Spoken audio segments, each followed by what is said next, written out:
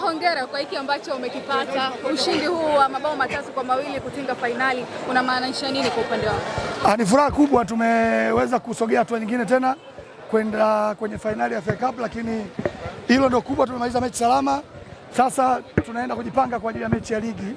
Hii imeshakwisha, kwa kocha na benchi lake la ufundi na wachezaji wanaenda kujipanga kwa ajili ya mechi nyingine ya Jumatano ambayo pia ni dabi tena nyingine.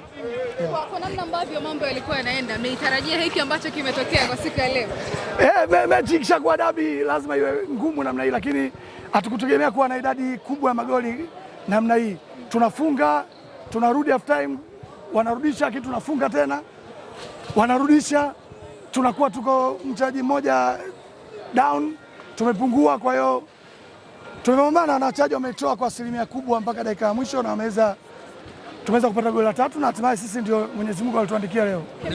Amechukua tuzo ya mchezaji bora na siku chache tu zilizopita ametoka kuongezewa mkataba. Pengine tuseme kete muhimu ambayo mmebakisha ndani ya klabu ya Azam FC. A gift for his extension. Kwa Kiswahili nasema ni zawadi yake katupatia baada ya kuongeza mkataba. Imidi ni legend wa klabu, ni kiongozi uwanjani, kwa hiyo kapambana mpaka dakika ya mwisho na leo kwa alikuwa anastahili yeye kuwa man of the match. Kuna zawadi yoyote ile kwa nyota wa Azam FC kwa hiki ambacho wameshakifanya? Bonus zetu sisi ziko za kawaida tu, kila mechi tukishinda kuna bonus, kwa hiyo bonus yao ipo kama kawaida. Malengo yametimia? Malengo bado hayajatimia, malengo mpaka tuchukue vikombe. Kwa hiyo bado sisi tumesogea tu finali, kwa hiyo malengo bado na ligi haijaisha bado. Tunakutana na Simba Sports Club. Hamna shida, Simba tushakutana nao mara 3 msimu huu. Ni mechi ngumu, tunaenda kutana na Simba. Ni dabi nyingine. Simba ni wakubwa hapa nchini, tunawapa respect yao, lakini kama hii mechi ya leo tumeenda kwa msimu huu tunacheza na Yanga mechi ya 4.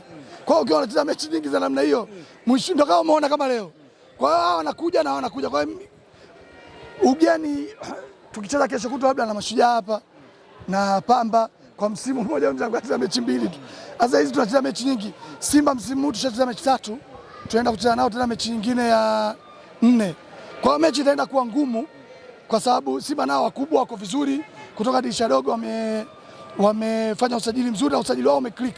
Kwa hiyo wana timu nzuri na hatimaye tutaenda kupata finali nzuri.